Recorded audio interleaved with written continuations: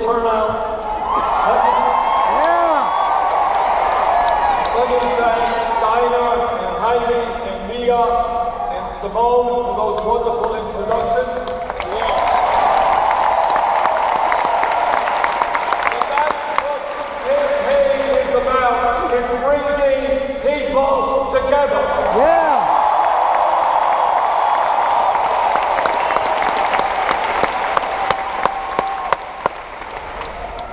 We began this campaign all of 3.5 months ago, and the momentum, as you can see tonight, has been nothing less than extraordinary.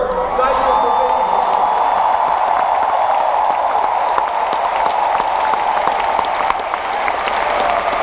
We have had great crowds in my hometown of Burlington, Vermont,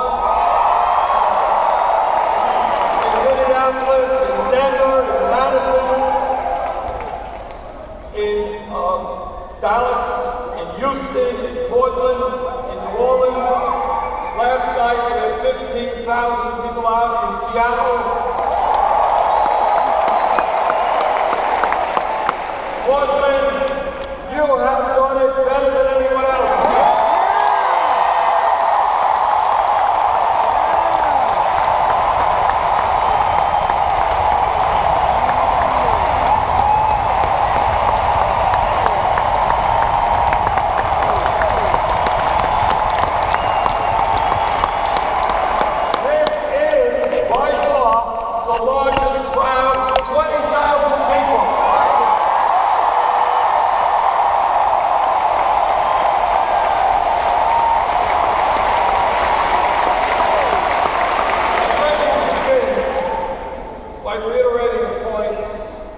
That Simone and others have made. And let me make it very clear, simple, and straightforward.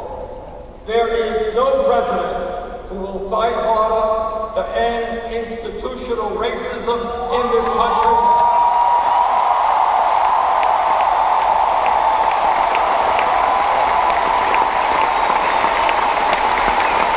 And to reform our broken criminal justice system.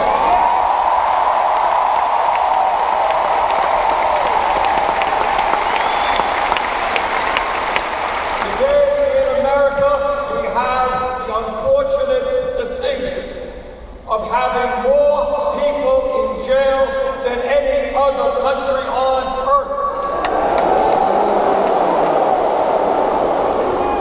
I want to see this country not have more people in jail, but have jobs and education rather than incarceration.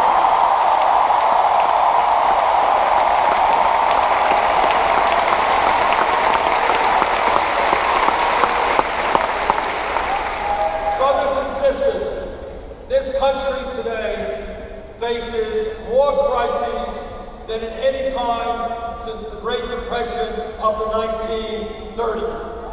And what we are going to do, and what we understand, is that when problems are caused by dumb public policy, good public policy will resolve it. And today we're coming together to develop good public policy.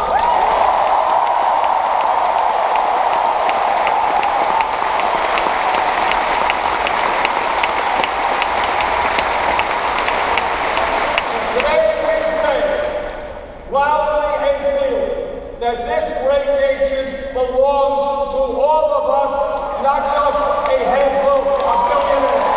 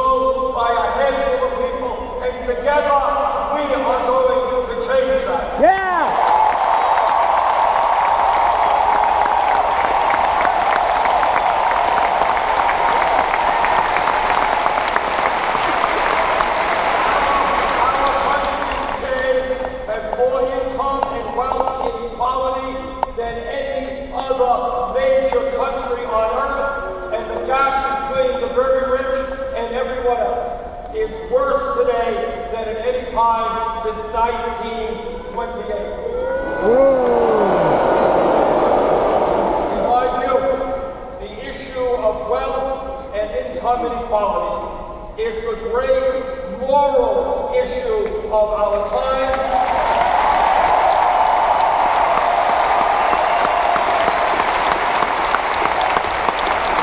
And we are going to inject the issue of morality into politics today.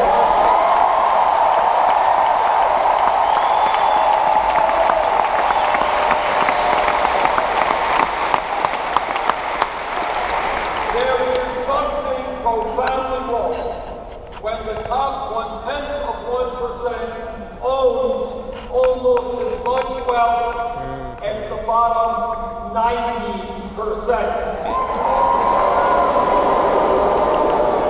There is something profoundly wrong when over 50% of new income generated today goes to the top 1%.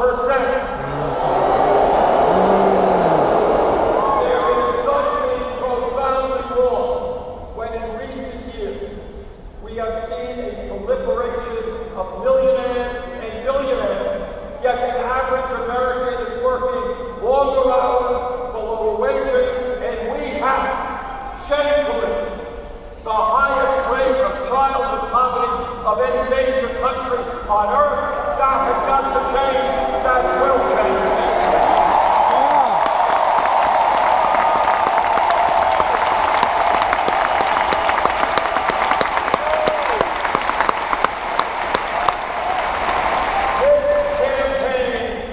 Sending a message to the billionaire class.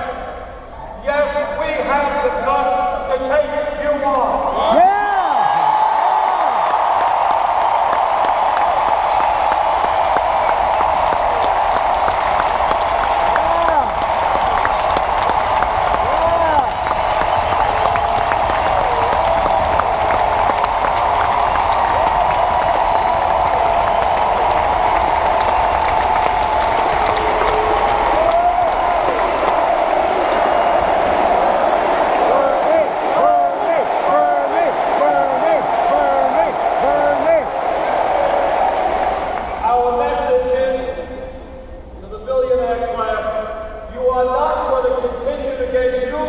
Tax breaks when children in America go hungry.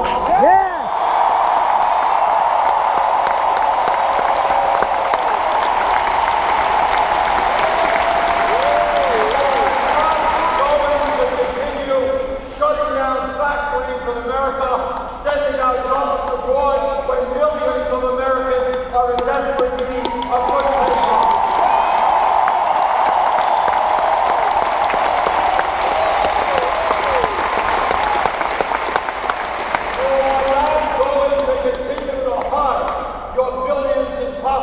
In the Cayman Islands and Bermuda,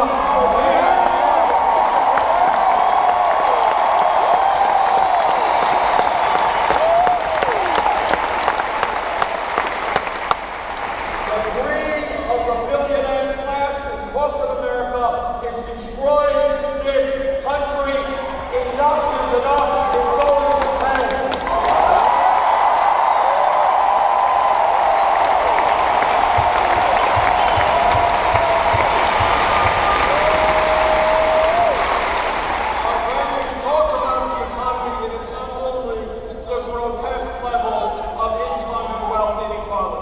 It is the tragic reality that in this great country, the middle class, once the envy of the entire world, has been disappearing for the last 40 years.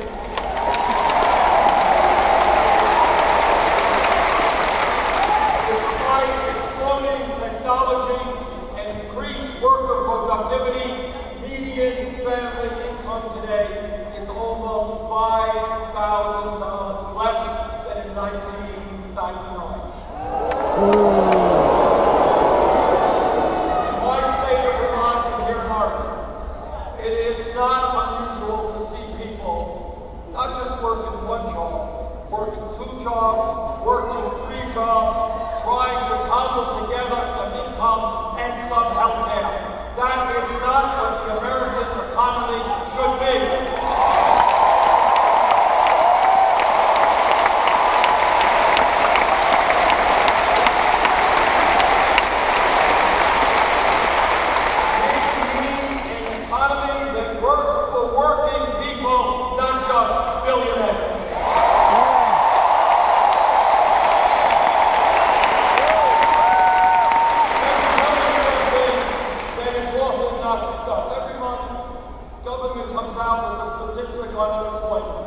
Last statistic said that official unemployment was 5.3%. But what they forgot to tell you is that statistic did not include those people who have given up looking for work, those people who are working part-time, add it all together, real unemployment is over 10%.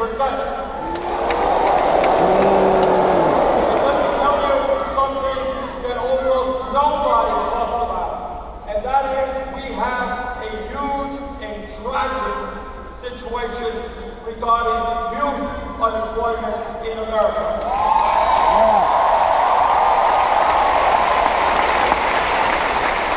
Last month, I asked the Economic Policy Institute to do a study to find out what real youth unemployment and underemployment was in America. And this is what they came up with. For kids who are high school graduates between 17 and 20, if you're white, real unemployment, 33%. If you are Hispanic, real unemployment, 36%. If you are African American, real unemployment for those kids, 51%.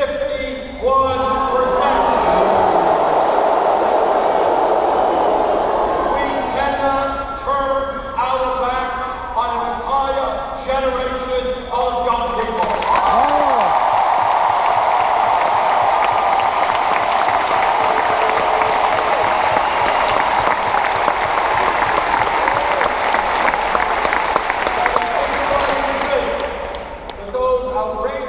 High unemployment numbers for our young people are not connected with the fact that we have more people in jail than any other country, you would be sorely mistaken. So my view is that instead of investing in jails and incarceration, what about jobs and education?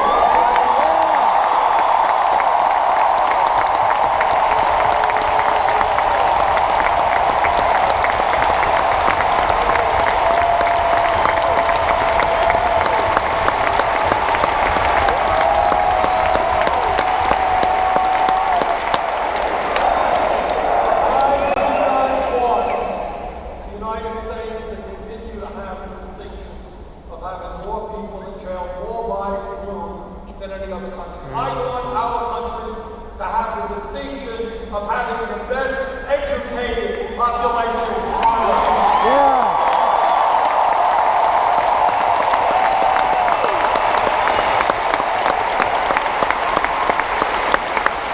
When we talk about the economy, let us be very clear. Millions of our fellow Americans are working at wages that are much too low. People should not, in this country, have to work 50 or 60 hours a week in order to survive.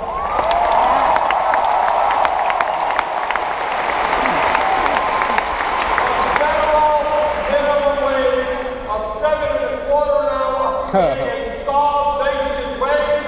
It is not to be raised.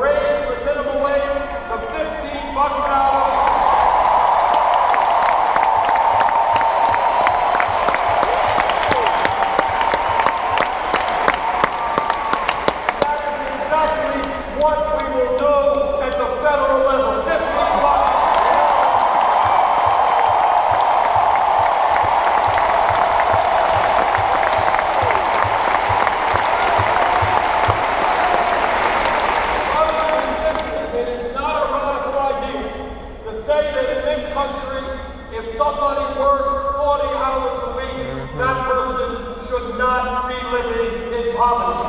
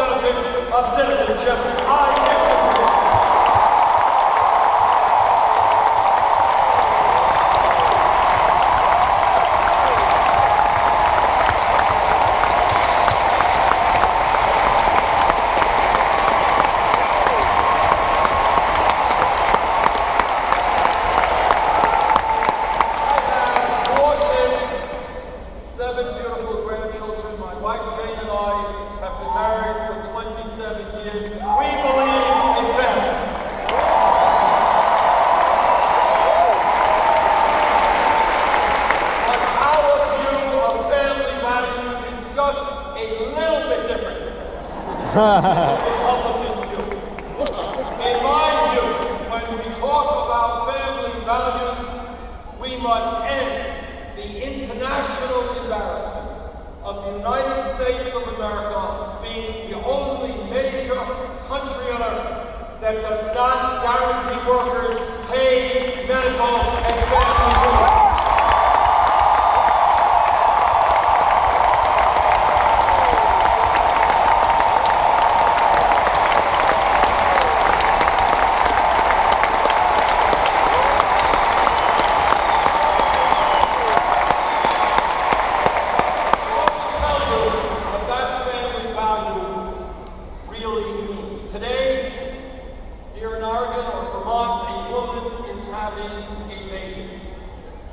That is an enormous day for that woman, for the dad, pretty big day for the baby as well. But here's the story, and I want you to think about this, because this really gets to the heart of what family values are about. If that woman and that family have sufficient income, she will be able to stay home for weeks and months to love that new baby, to bond with that baby. And that is maybe the most important thing that a human being can do.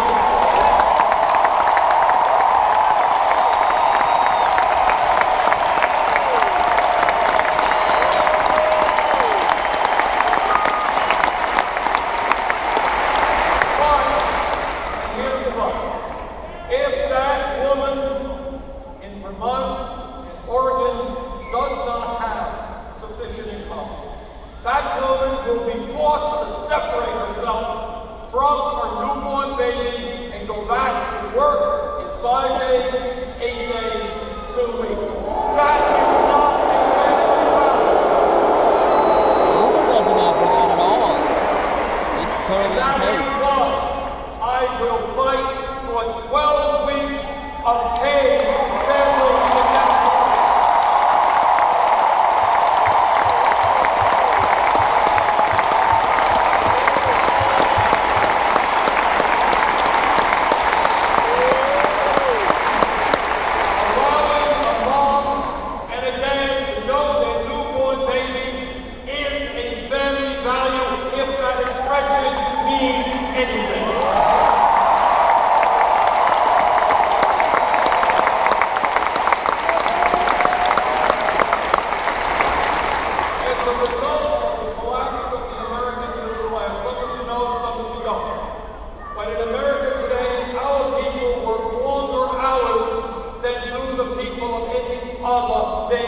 Country. 85% of men working more than 40 hours, 65% of women working more than 40 hours. And yet, there are new jobs being offered every day that have 0 paid vacation. We need every worker in America to have 2 weeks paid vacation.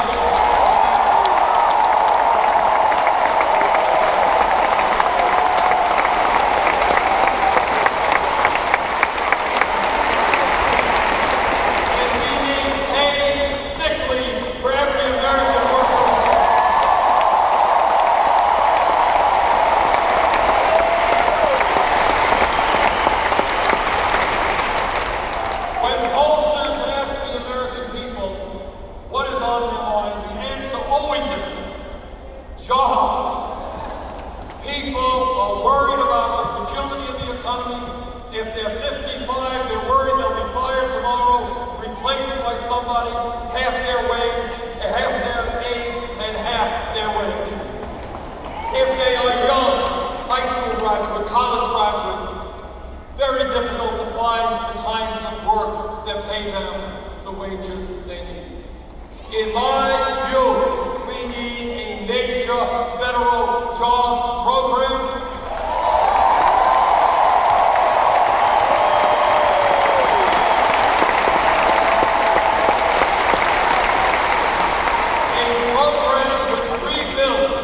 Our crumbling roads and bridges and water systems.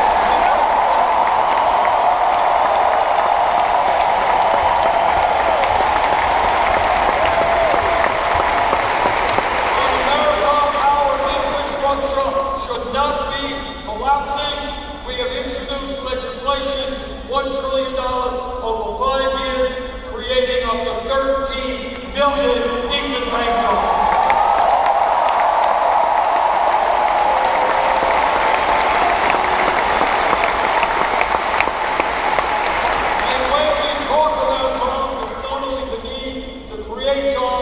It's the need not to lose jobs. You are looking at a senator and a former congressman who voted against NAFTA, CAFTA, permanent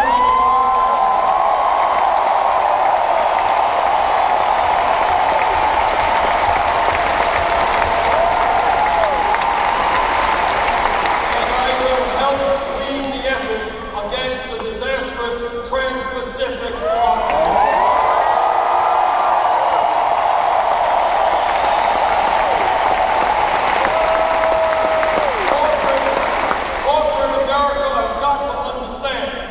That the time is now to invest in the United States of America, in our country.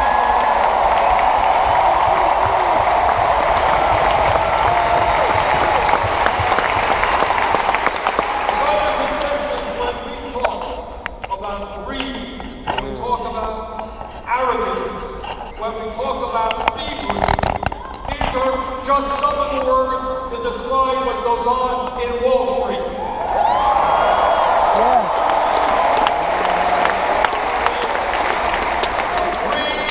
Recklessness and illegal behavior on Wall Street drove this country into the worst economic downturn since the Great Depression.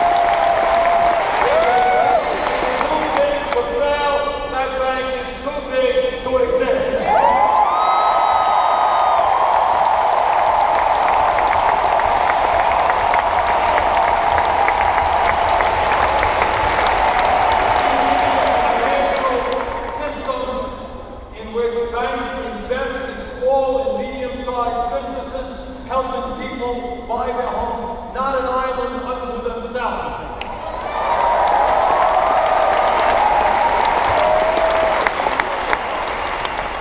And friends, let me be as blunt as I can and tell you something that I think most of you already know. And that is, as a result of the disastrous Supreme Court decision on Citizens United,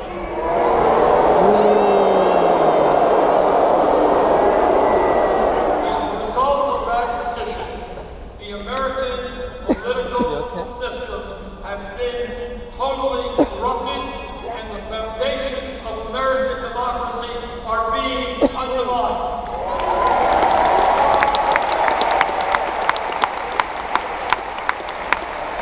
What the Supreme Court said to the wealthiest people in America, they said, guys, you already own much of the economy, you're already fantastically wealthy, but now we're going to give you the opportunity to buy the United States government. And that is exactly what they are about to do if we do not stop them.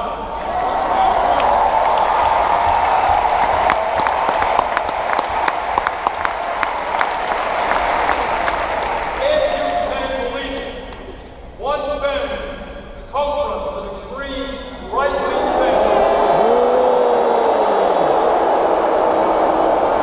This is the family, the second wealthiest in America, that wants to end, wipe out Social Security, Medicare, Medicaid, the EPA, the postal system. They think $7.25 minimum wage is too high. They want to abolish the concept of the minimum wage. This one family in this election cycle is spending more money than either the Democratic Party or the Republican Party. When you have a multi-billionaire family spending more money than either of the two major political parties, that is not democracy, that is oligarchy, and that is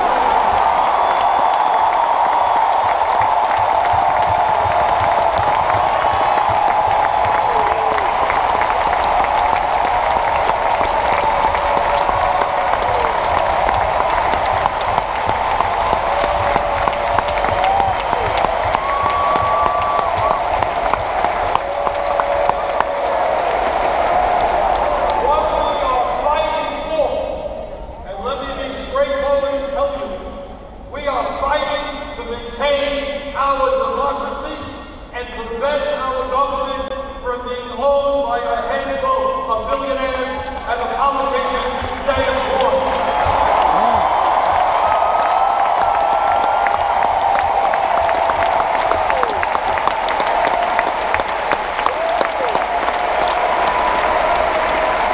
I have made very few campaign promises during this campaign, but I want to repeat one promise to you that I have made. And that is my nominees to the U.S. Supreme Court will in fact have a litmus test. Good. And that test will be that they will have to tell the American people that their first order of business on the Supreme Court will be to overturn citizens.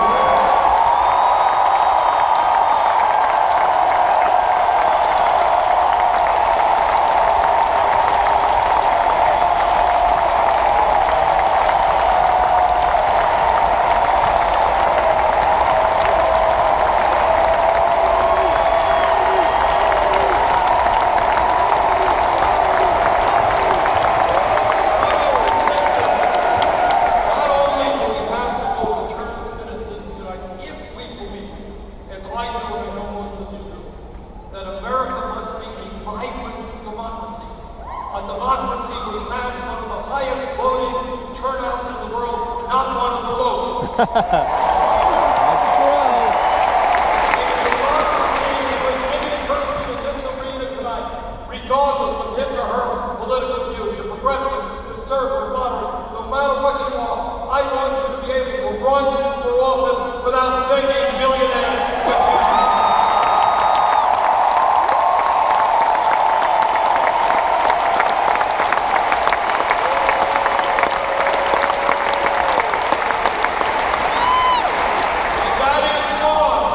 That is why we must move to public funding of elections.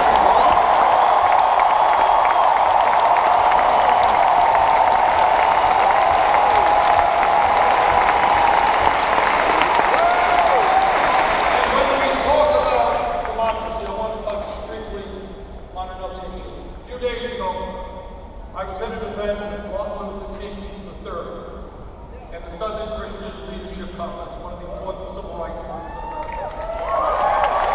And what we talked about were two things. Number one, we celebrated the victory 50 years ago of the Voting Rights Act.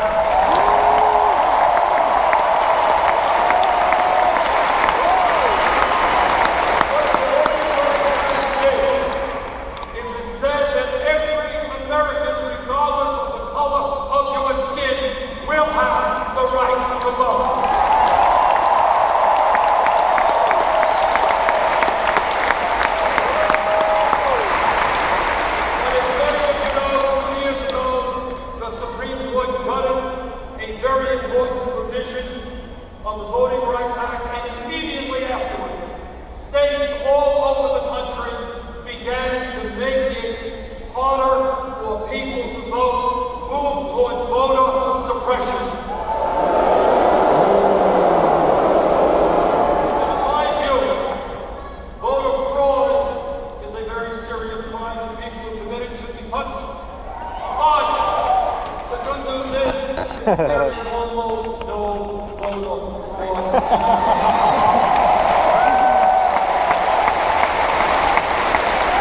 But what these Republican governors and legislatures did is come up with all kinds of road barriers to make it harder for people of color, poor people, old people to vote. Suddenly you have to have all kinds of voter identification, voting lists were purged if you didn't vote in the last few elections, and their goal was very clear.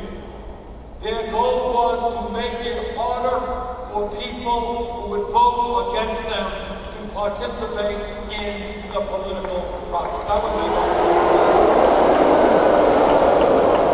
You know, I am a politician. I've run in a lot of elections. I've won many, I've lost some.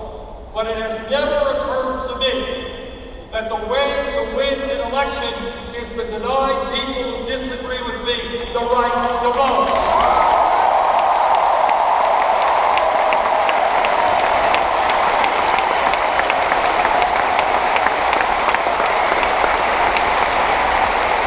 And let me be as clear as I can be. Those people who don't have the guts to run on their ideas, who think the only way they win an election is by denying people who disagree with them the right to vote, are cowards.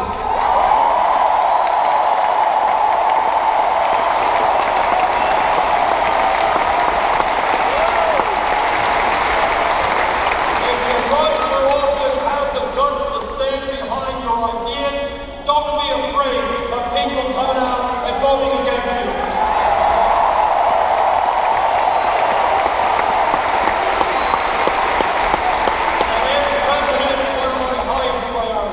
Will be to end all of this voter suppression, will pass universal voting rights so that everybody, when they are 18, will be able to vote.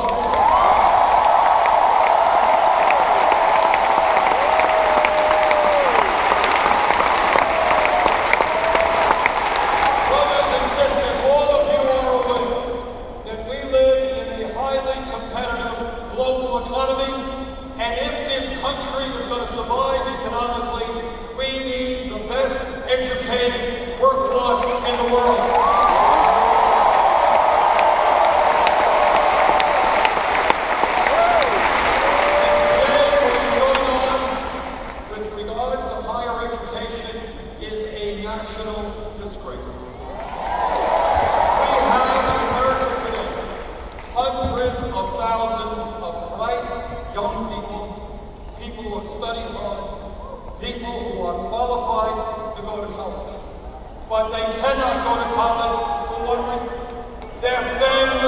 blacks the money. And that is wrong.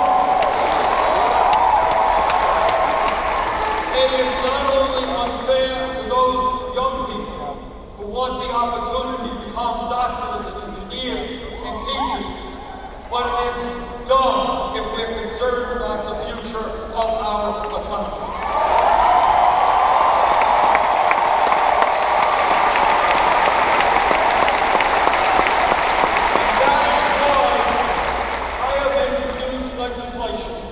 Which does two things.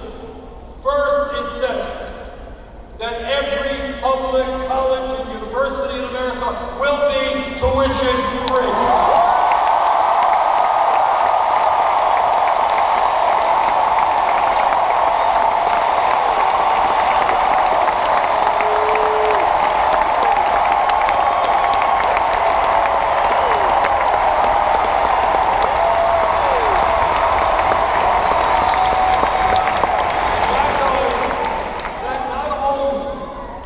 Makes life easier for people who are thinking of going to college, but I'll tell you what else it does in a very profound way.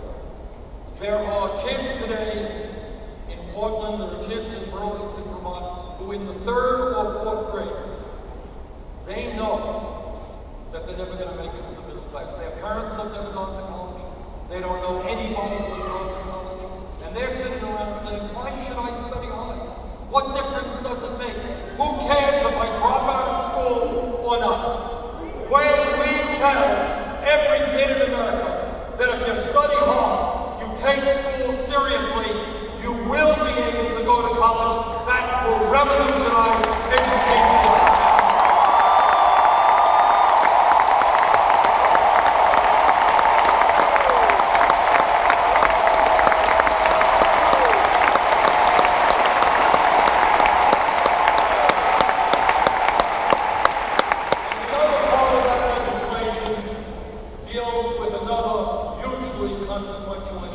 There are millions of Americans today who are suffering under the burden of outrageous student debt. That's me.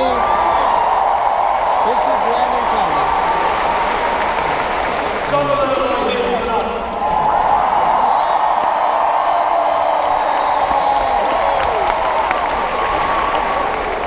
A couple of years ago, I had a meeting in Vermont, met with a number of young people. There was a woman who committed the great crime of wanting to become a doctor, go to medical school, and practice primary care for low-income people, exactly the kind of doctors we need. She came out of medical school $300,000 a year. I was in Iowa a few months ago, met a woman who just graduated dental school. We have a dental crisis in America. We need more dentists. She left school $400,000. Oh my God. Crazy. And all over this country, people graduate school $40,000, $50,000, $60,000 in debt. And they are paying interest rates of 7, 8, 10%.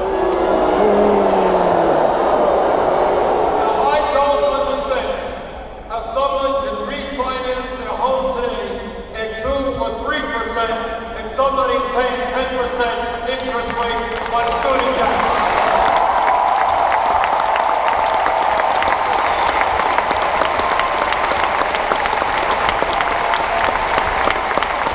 This legislation deals with that issue in 2 ways.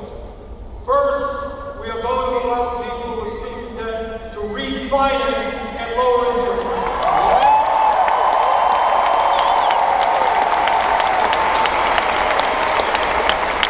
Second of all, we're going to get the government out of profiteering on student loans.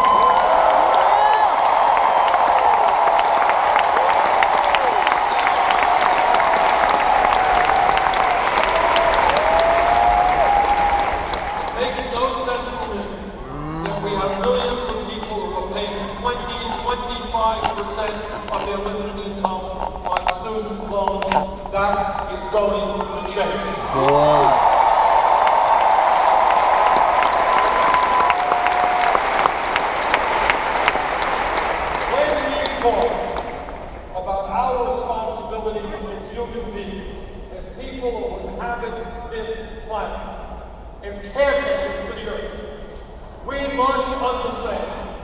that we have a moral responsibility to leave this planet habitable for our kids and our grandchildren.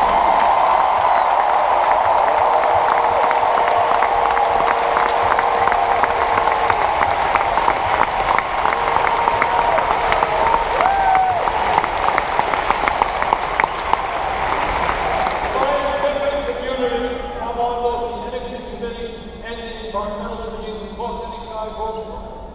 They are virtually unanimous in telling us climate change is real, it is caused by human activity, it is already causing devastating problems, and we have a small window of opportunity to transform our energy situation and our energy system before the situation becomes much worse.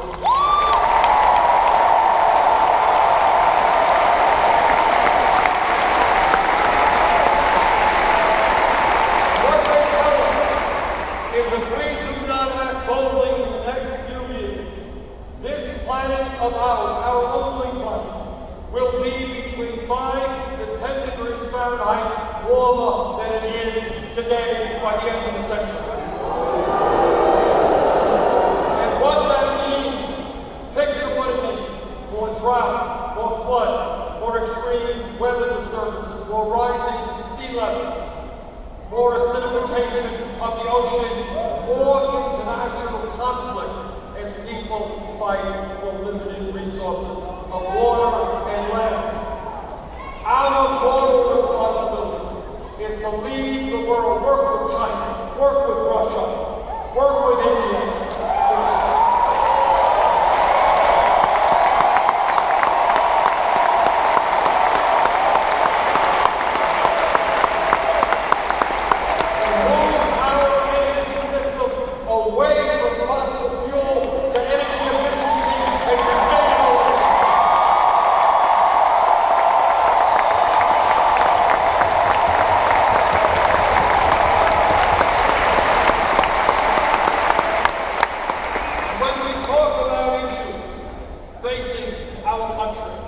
please understand that we remain the only major country on earth that does not guarantee health care as a right to all people.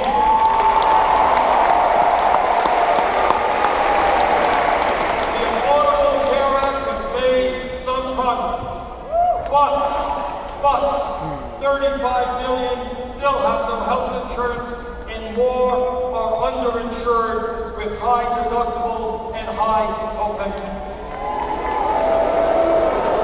It is my view that health care is a right for all people.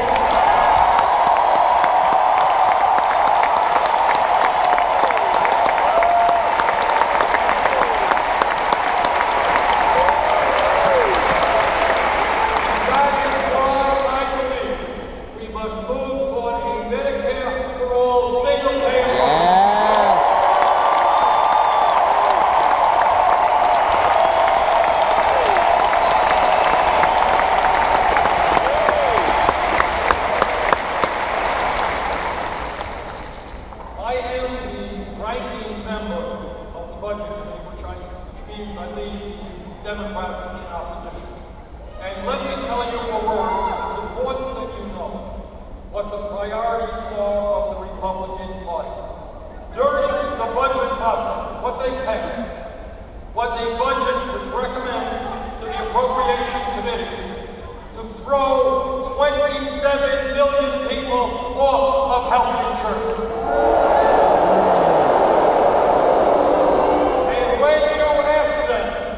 What happens to those people who no longer can get the Affordable Care Act or Medicaid? How many will die? How many will suffer? How many will end up in the hospital when they should not have to be there? Their answer basically is, we don't care. At a time when families cannot afford to send their kids to college, they cut Pell Grants by $90 billion over a 10-year period. At a time when families are struggling to put food on the table, half the kids They made billions of dollars in cuts in nutrition programs. We have got to tell the Republicans and their corporate sponsors that those are not the priorities of the American people.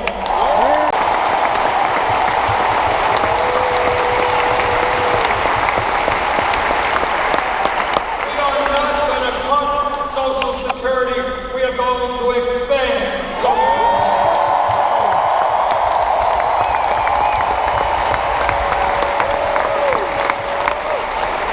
We are not going to cut benefits for veterans. We're going to make sure that every veteran gets the health care benefits.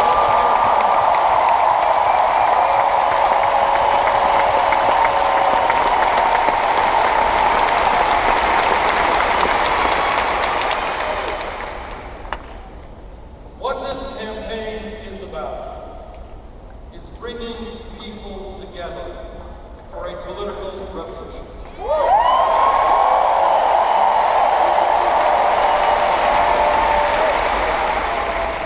It means that while we may have differences of opinion on this or that issue, it is imperative that all of us stand together for our kids and our parents and create a nation in which everybody lives in dignity.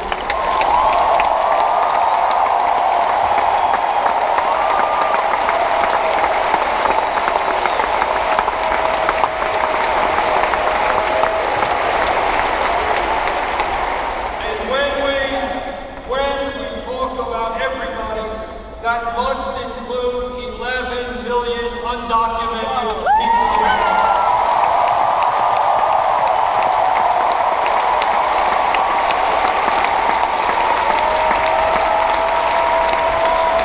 These people can no longer live in the shadows, can no longer be exploited, can no longer have their families divided.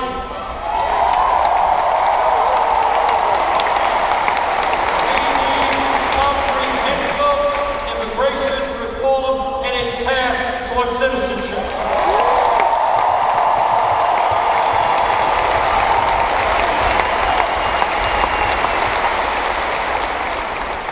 All of you know that this world is a crazy and dangerous world. We see horror after horror.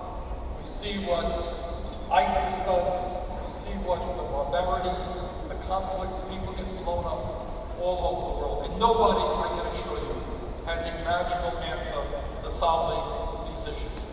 The other day, I talked to the President about his proposal to bring forth a process for Iran not to be able to get a nuclear weapon, but to do it without going to war.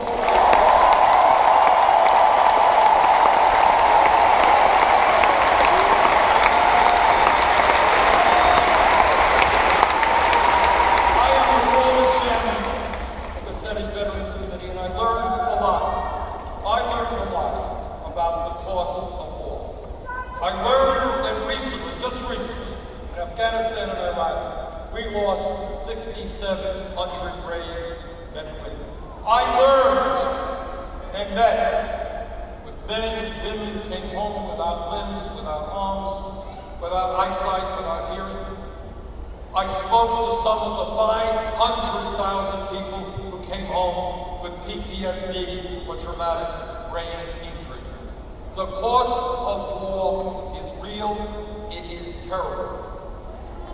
I believe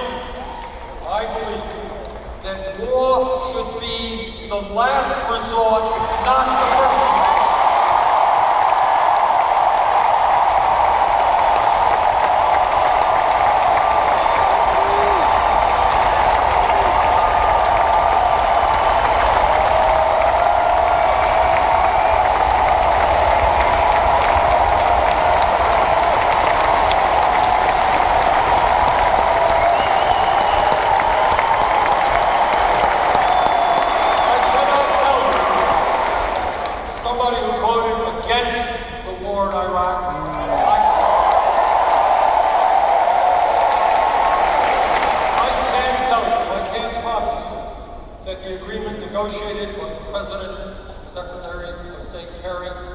the work. I can't promise you that. It was a complicated agreement involving China and Russia, Germany, the UK, and France, and Iran.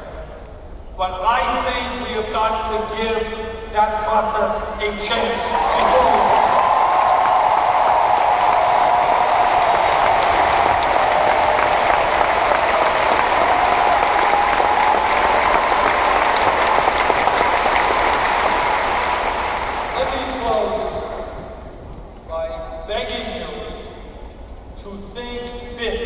not small. Yeah.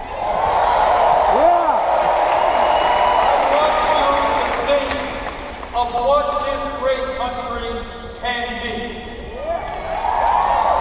We can be, and this is not utopian wishing. This is reality. We can be a nation which joins other nations around the world in guaranteed health care to all people as a right.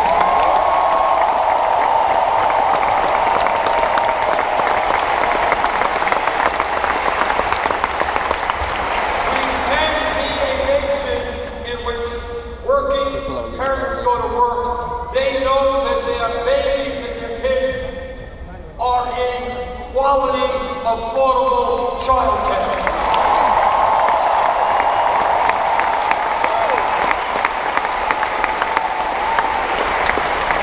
Can be a nation in which every American, regardless of his or her income, can get a college education.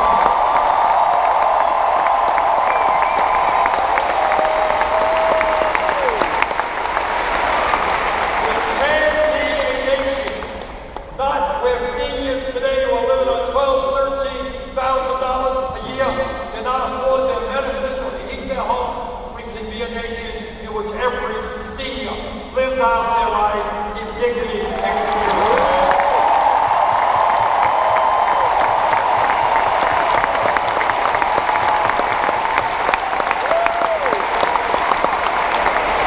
We can be a nation in where everyone, no matter their race, their religion, their disability, or their sexual orientation, realizes the full promise of equality that is our birthright as Americans.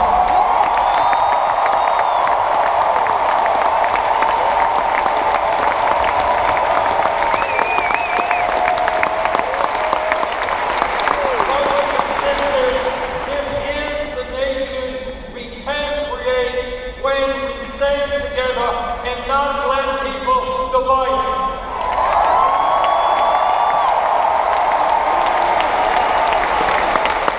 We cannot be divided by black and white, by native born and by immigrant, by gay or straight, by male or female.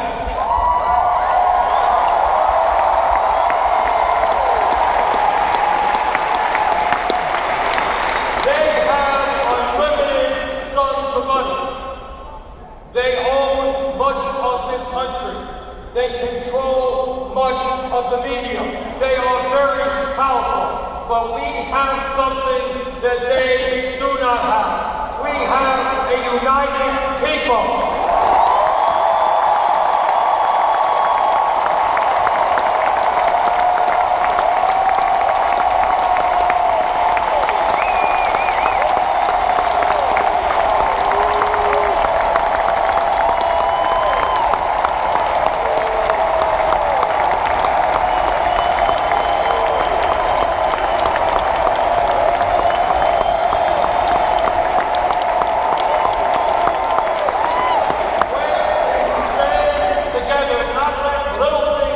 Divide us up when we stand together. When we say enough is enough. Yes. This country belongs to all of us. When we do that, there is nothing we cannot accomplish